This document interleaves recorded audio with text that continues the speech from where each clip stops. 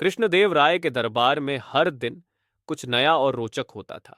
एक दिन महाराज दरबार में बैठे थे और उन्होंने अपने सेनापति को आदेश दिया कि सिद्धसेन को दरबार में बुलाया जाए। सेनापति तुरंत महाराज के सामने प्रस्तुत हुए और बोले, महाराज, सिद्धसेन एक अद्भुत कला के धनी हैं। वह बिना हाथ लगाए ढोल बजा सकते हैं। महाराज ने उत्सुकता से पूछा, क्या यह सच है? अगर यह सत्य है तो हम उनकी यह कला देखना चाहेंगे। सेनापति ने तुरंत सिद्धसेन को बुलाया। सिद्धसेन गर्व से दरबार में आए और महाराज को प्रणाम किया। महाराज ने कहा, सिद्धसेन, हमने सुना है कि तुम बिना हाथ लगाए ढोल बजा सकते हो। क्या तुम हमें अपनी यह कला दिखा सकते हो? सिद्धसेन कुछ क्षणों के लिए हिचकिचाए, फिर बोले, जी महाराज, मैं ये कला आपके समक्ष प्रस्तुत करूंगा। लेकिन जैसे ही वह ढोल बजाने के लिए तैयार हुए, दरबार में उपस्थित तेनालीराम मुस्कुराते हुए बोले, महाराज, आज सिद्धसेन यह कला नहीं दिखा पाएंगे। महाराज और दरबारियों ने आश्चर्य से तेनालीराम की ओर देखा। महाराज ने कहा, तेनाली, तुम क्या कह रहे हो? सिद्धसेन ने दावा किया है कि वह बिना हाथ लगाए ढोल बजा सकते हैं। तेनालीराम हंसते हुए बोले, महाराज, आज का दिन विशेष है।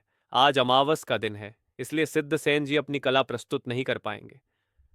महाराज और दरबार के सभी लोग यह सुनकर और भी चकित हो गए। महाराज ने पूछा, अमावस का दिन होने से क्या संबंध है ढोल बजाने से? इस पर तेनालीराम ने कोई सीधा उत्तर नहीं दिया और चुपचाप मुस्कुराते रहे। महाराज ने कहा, ठीक है सिद्धसेन, आप अपनी कला का प्रदर्शन करें। सिद्धसेन थोड़े असहज दिखाई दिए, लेकिन उन्होंने ढोल के पास जाकर बिना हाथ लगाए उसे बजाने की कोशिश की। कई क्षणों तक कुछ नहीं हुआ। आखिरकार सिद्धसेन को हार माननी पड़ी और उन्होंने कहा, महाराज, ये असंभव है। मैं बिना हाथ लगाए ढोल नहीं बजा सकता।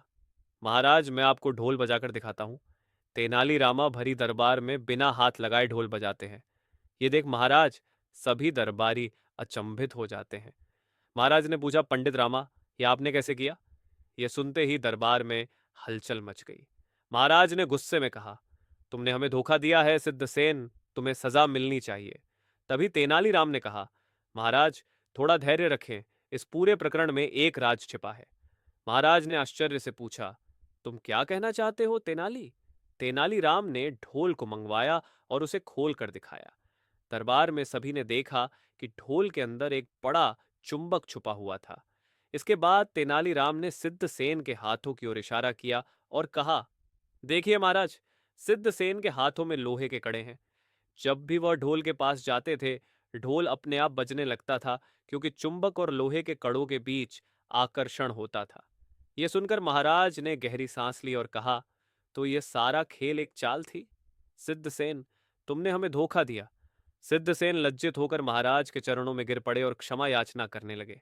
महाराज ने क्रोध में कहा, सिद्धसेन, तुम्हें इस धोखे के लिए दंड मिलना चाहिए। लेकिन तेनालीराम ने बीच में हस्तक्षेप किया और कहा, महाराज, यह सत्य है कि सिद्धसेन ने धोखा दिया, लेकिन हमें उनकी कला का भी सम्मान करना चाहिए। बिना हाथ लगाए ढोल बजाने का विचार ही अद्भुत था, भले ही वह झूठ पर आधारित था। कृपया उन्हें क्षमा कर दीजिए। महाराज कुछ क्षण के लिए शांत रहे, फिर बोले, तेनाली, तुम्हारी बुद्धिमानी और संयम हर बार हमें चौंकाते हैं। ठीक है, हम सिद्धसेन को इस बार क्षमा कर देते हैं, लेकिन भविष्य में ऐसा कोई धोखा सहन नहीं किया जाएगा। सिद्धसेन ने महाराज और तेनालीराम का आभार व्यक्त किया और दरबार से चले गए। दरबार में सभी ने तेनालीराम की चतुराई और हाजिर जवाबी की तारीफ की। महाराज ने तेनालीराम की प्रशंसा करते हुए कहा, तुम्हारी समझदारी और धैर्य हर बार हमें कुछ नया सिखाते हैं, तेनाली। इस प्रकार एक बार फिर तेनालीराम ने अपनी चतुराई और बुद्धिमानी से दरबार में सभी को प्रभावित किया और महाराज के प्रति अपनी वफादारी साबित की।